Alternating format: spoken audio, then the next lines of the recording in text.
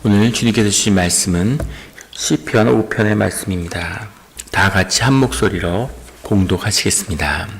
여호와여, 나의 말에 귀를 기울이사 나의 심정을 헤아려 주소서. 나의 왕, 나의 하나님이여, 내가 부르짖는 소리를 들으소서. 내가 주께 기도하나이다. 여호와여, 아침에 주께서 나의 소리를 들으시리니 아침에 내가 주께 기도하고 바라리이다. 주는 죄악을 기뻐하는 신이 아니시니 악이 주와 함께 머물지 못하며 오만한 자들이 주의 목전에 서지 못하리이다. 주는 모든 행악자를 미워하시며 거짓말하는 자들을 멸망시키시리이다. 여호와께서는 피 흘리기를 즐기는 자와 속이는 자를 싫어하시나이다. 오직 나는 주의 풍성한 사랑을 힘입어 주의 집에 들어가 주를 경외함으로 성전을 향하여 예배하리이다. 여호와여, 나의 원수들로 말미암아 주의 의로 나를 인도하시고 주의 길을 내 목전에 굽게 하소서. 그들이 입에 신실함이 없고 그들의 심중이 심히 악하며 그들의 목구멍은 열린 무덤 같고 그들의 혀로는 아첨 하나이다. 하나님이여, 그들을 정죄하사 자기 꾀에 빠지게 하시고 그 많은 허물로 말미암아 그들을 쫓아내소서. 그들이 주를 배역함이니이다. 그러나 주께 피하는 모든 사람은 다 기뻐하며 주의 보호로 말미암아 영원히 기뻐 외치고 주의 이름을 사랑하는 자들은 주를 즐거워하리이다. 여호와여, 주는 의인에게 복을 주시고 방패로 함같이 은혜로 그를 호위하시리이다. 아멘. 다 같이 기도드리시겠습니다. 하나님 아버지, 감사합니다. 주의 음성을 듣고자 주의 제단 앞에 모였습니다. 우리 마음의 기도와 우리 마음의 묵상이 주님께 연락되기로 원합니다.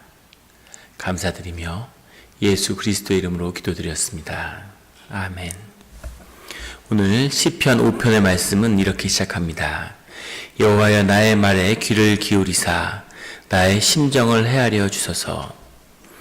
나의 심정을 헤아려 주소서라고, 심정이라고 해석된 말에 원문은 하기그라는 말인데, 이것은 속삭임, 내 내면의 기도, 조용히 읊조리는 그런 기도를 의미하는 것입니다. 주님, 내 말에 귀를 기울이사 내가 작은 소리로 또 내 마음 가운데 주님을 묵상하는 그 기도를 주님이 들어주십시오.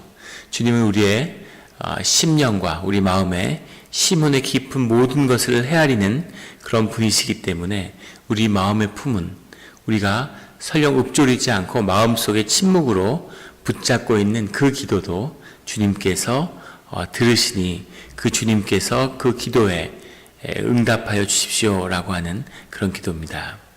2절에는 나의 왕 나의 하나님이여, 내가 부르짖는 소리를 들으소서.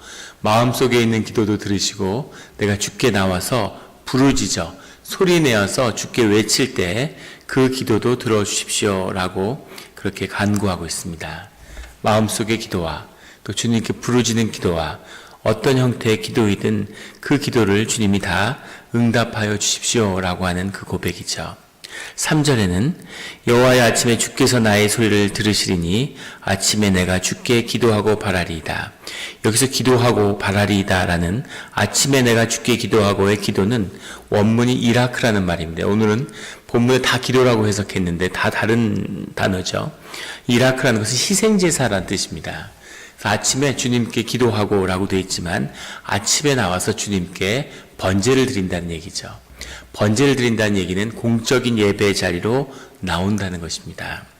그래서 오늘 1, 2, 3절의 고백은 내 안에 깊은 침묵 가운데 드리는 내면의 기도나 또는 주님께 나와서 이런 기도 모임 같은 것을 통해서 주께 드리는 그런 통성의 기도나 아니면 우리가 주님께 나와서 주일날 드리는 그런 공적인 예배에서의 주님께 간구함이나 그 어떤 형태든지 주님이 내 기도를 들었기를 원합니다 라고 하는 고백입니다.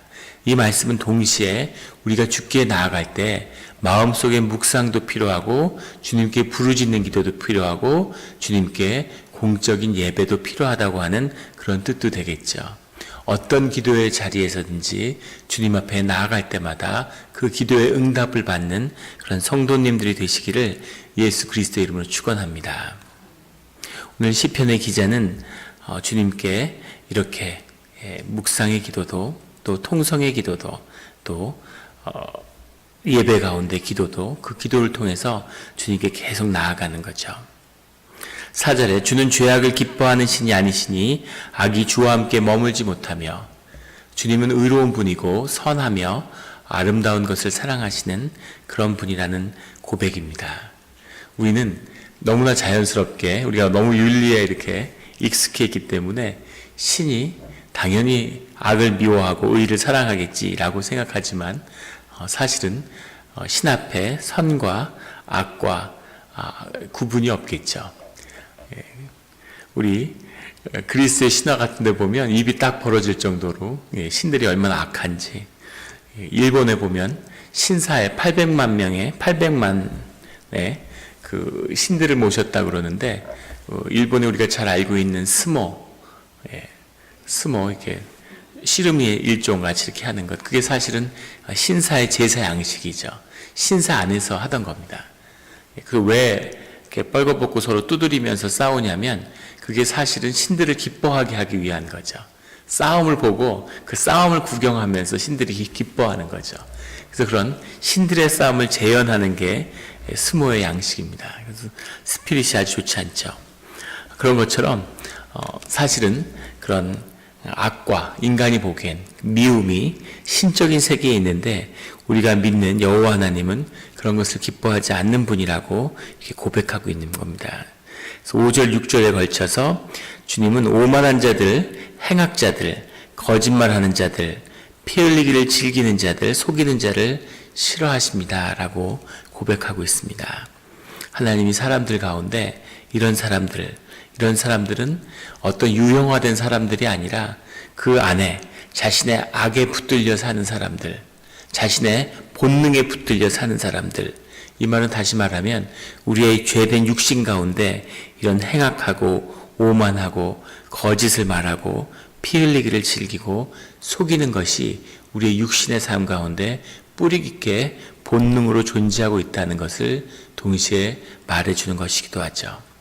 우리가 본성에 주님께 나아가는 주님의 임재와 주님과의 교제를 통해서 우리의 본성을 느끼고 우리의 본성이 일깨워지고 주님의 형상에 붙들려서 살아가는 그런 삶의 자리로 나아가지 않으면 결국 우리가 머무르는 자리, 우리가 가게 되는 자리가 바로 5절, 6절에 나오는 이런 행악하는 자들이 된다는 사실을 시편의 기자는 알고 있는 것이죠. 시편의 기자가 반복해서 이야기하고 있는 행악하는 자들, 주님을 배역하는 자들은 주님을 모르는 자들, 주님의 복음을 들어본 적이 없는 자들이 아니라 그 앞에서 예배하고 주님을 섬겼던 자들이라는 사실을 우리가 기억할 필요가 있습니다. 예수님을 십자가에 못 박는 그 자리에 내어준 자들이 제사장과 서기관들이었다는 사실과 통하는 것이겠죠. 8절에 그러나 여호와여 나의 원수들로 말미암아 주의 의로 나를 인도하시고 주의 길을 내 목전에 곧게 하소서. 놀라운 고백인데 나의 원수들로 말미암아 나를 의로 나를 인도하시고, 무슨 말씀이냐면 양식을 하는데 잉어들을 이렇게 키우고 있다고 합니다. 잉어 양식, 가장 중심지가 일본인데 최근에 그런 기사를 한번 인터넷에서 봤어요. 요즘에 누가 잉어를 키우나 이런 생각이 드는데 일본에서도 사람들이 점점 좁은 집에 살고 잉어를 키울 만한 연못을 가진 집이 얼마나 되겠습니까?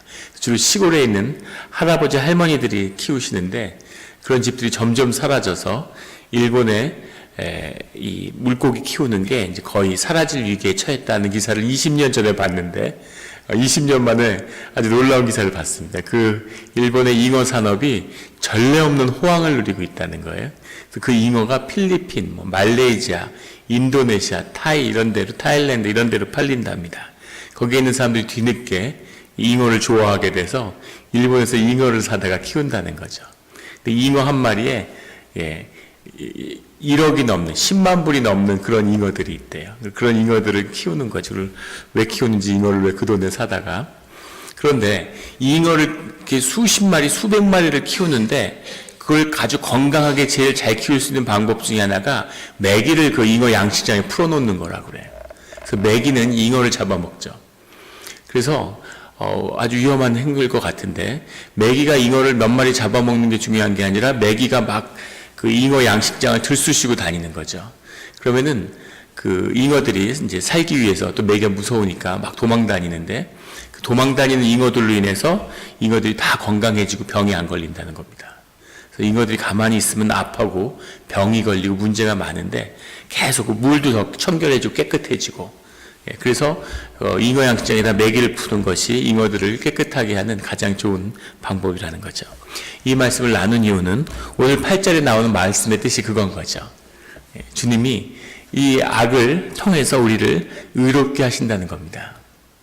악인의 공격, 대적의 공격을 통해서 주님, 내가 주님께 나아가서 주님에게 온전히 붙들림을 받아서 내가 선한 자리에 섰는데 제가 왜 핍박을 받고 악의 공격을 받아야 됩니까?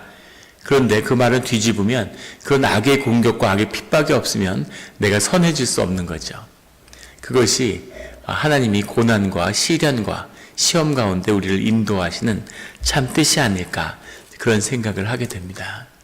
우리가 악인의 핍박을 받을지라도 주님이 그것을 통해서 주님의 의로운 삶을 이루어 가신다고 하는 것이죠. 어떤 시련과 고난 가운데서도 하나님의 복된 길을, 결국 형통의 길을 이루시는 그런 주님의 축복이 우리 성도님들과 함께 하시기를 예수 그리스도의 이름으로 축원합니다. 9절에 그들의 입에 신실함이 없고 그들의 심중이 심히 악하며 그들의 목구멍은 열린 무덤 같고 그들의 혀로는 아첨하나이다. 목구멍이 열린 무덤 같다는 이 표현이 아주 생소하면서도 아주 살아있는 그런 표현인 것 같습니다. 악인의 목구멍이 열린 무덤 같다. 열린 무덤 같다는 얘기는 그들의 입을 통해서 죽음의 길로, 생명의 길이 아니라 죽음의 길로 사람들을 인도한다는 의미에서 열린 무덤 같다는 표현을 쓰고, 또 하나는 무덤을 그 당시에 이 돌무덤 안에 넣고 돌로 앞을 막는 거죠. 이것이 히브리인들의 매장 습관인데 그 안에서 이제 시체가 썩어가는 겁니다. 건조한데 잘 썩지 않았겠지만 그래도 썩는 거죠. 돌 안에 있으니까.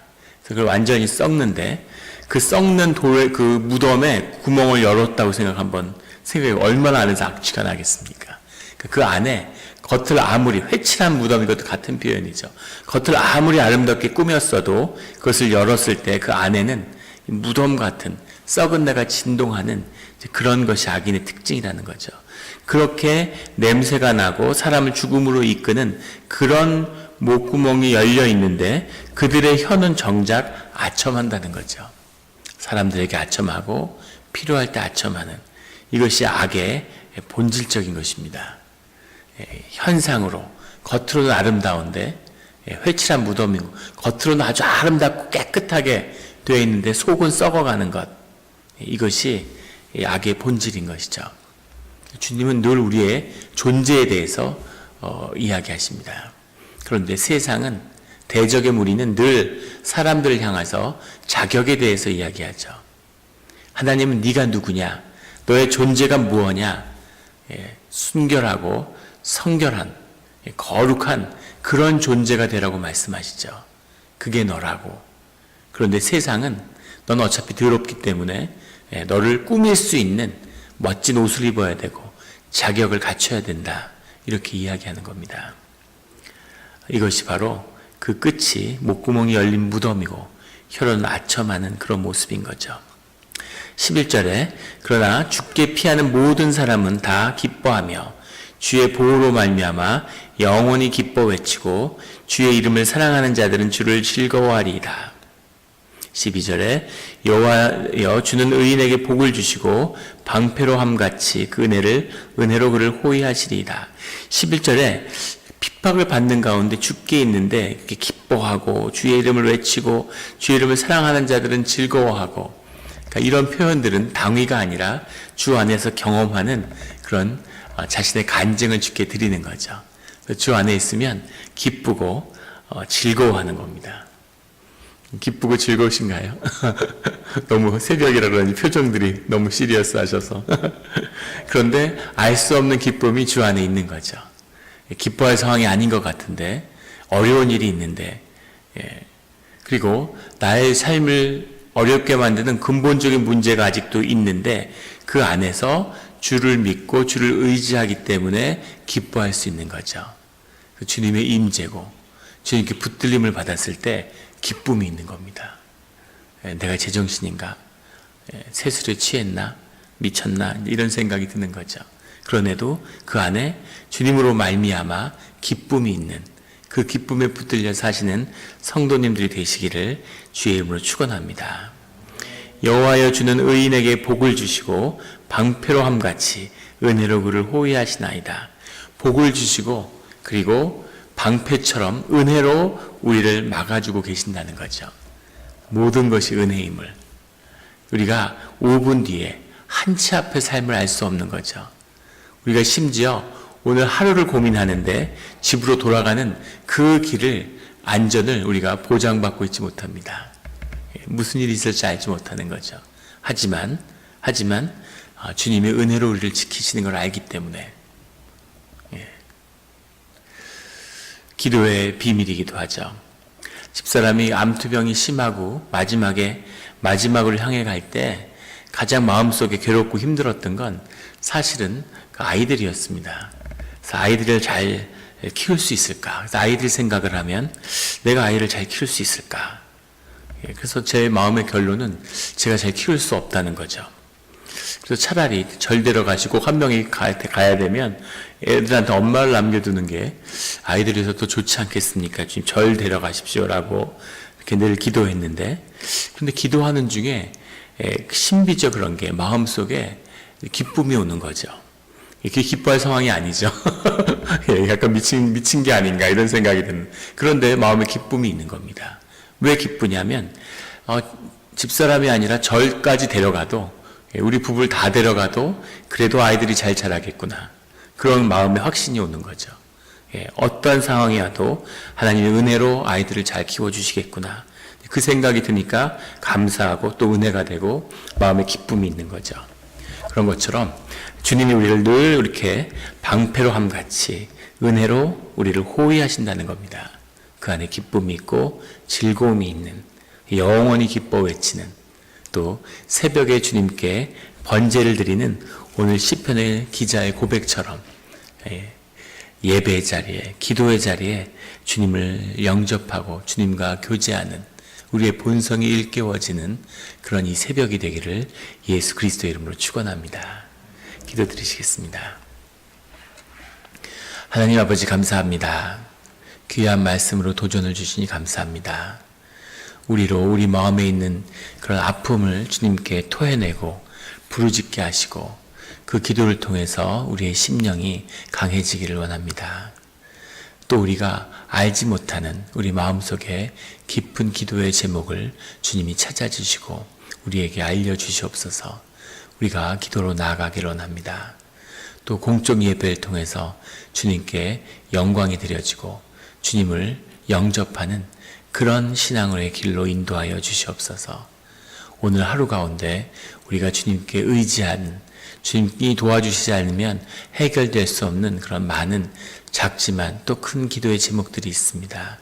그 기도와 우리의 간구에 응답하여 주시고 우리 마음 가운데 주님의 큰 위로가 있기를 원합니다. 우리가 삶에 많은 일들이 지나가지만 다 지나가는 것이고 그 끝에는 결국 주님으로 인해서 기뻐하는 그 지복이 우리 삶 가운데 우리에게 선물로 은혜로 주어지기를 원합니다. 살아서 그 은혜를 누리게 하여 주시옵소서. 오늘 새벽 제단에 인도해 주신 주님의 은혜와 구속함에 감사드리며 예수 그리스도의 이름으로 기도드렸습니다. 아멘.